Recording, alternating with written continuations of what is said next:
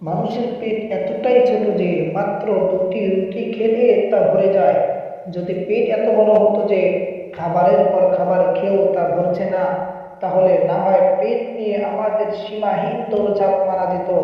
ভাই, আমাদের পেট এত ছোট যে সামনে যদি বড় গামলা ভরে খাবার দেওয়া হয়, তবুও আপনি সেখান থেকে দুটি রুটি বা তার সমপরিমাণ অন্য খাবারের অধিক নিতে পারবেন না। যদি এর বেশি খান, নির্ঘাত রাতে বা পরের দিন ডাক্তারের শরণাপন্ন হতে হবে। পক্ষান্তরে জীবজন্তুর পেট আমাদের চেয়েও অনেক বড়। হাতির দিকে তাকান, 2 টনের চেয়েও বেশি সবজি খায়। ব্লু ওয়েল নামে সমুদ্রে এক ধরনের মাছ ভেসে বেড়ায়। এই মাছের ওজন প্রতিদিন 200 পাউন্ড করে বাড়ে, অথচ তার ওজন প্রতিদিন 200 পাউন্ড করে বাড়ে। যে মাছের পেট এত বড় যে 200 পাউন্ড করে বাড়ে, ভাবুন তাকে প্রতিদিন কি পরিমাণ খাবার খেতে হয়। এই ধরনের মাখলুকদেরকেও আল্লাহ নিয়মিত রিজিক দেন, অথচ দুটি রুটিতে যার পেট ভরে যায় সেই মানুষকে দিনভর পেটের জন্য পরেশান হতে দেখা যায়। রিজিকের ক্ষেত্রে দুটি বিষয় অত্যন্ত গুরুত্বপূর্ণ। একটি হলো রিজিক যেমন ব্যক্তিকে খুঁজে বেড়ায়, ততরূপ মৃত্যু ব্যক্তিকে খুঁজে বেড়ায়। তবে মৃত্যুর তুলনায় রিজিকের গতিবেগ অনেক বেশি।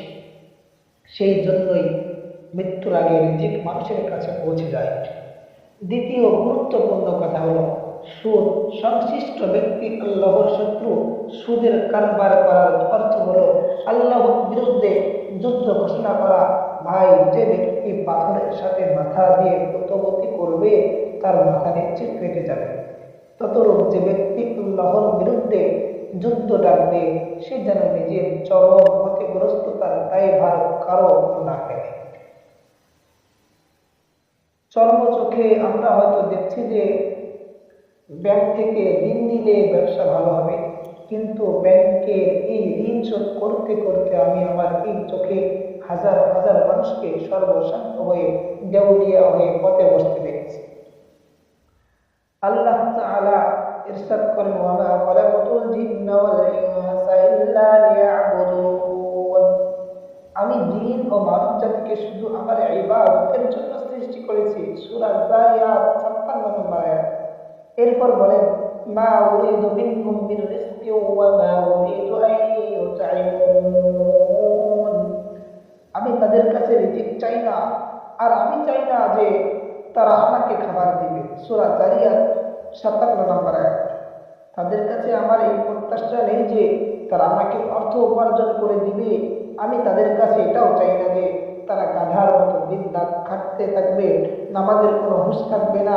মানুষের দায়িত্ব হলো তারা অবশ্যই সকল দায়িত্ব পালন করবে, তবে সকল দায়িত্বের উপর জীবনের অভীষ্ট লক্ষ্যকে প্রাধান্য দিবে। বাকি তার ভাগ্যে যে পরিমাণ রিজিক আছে তা অবশ্যই তার কাছে পৌঁছে দিবে।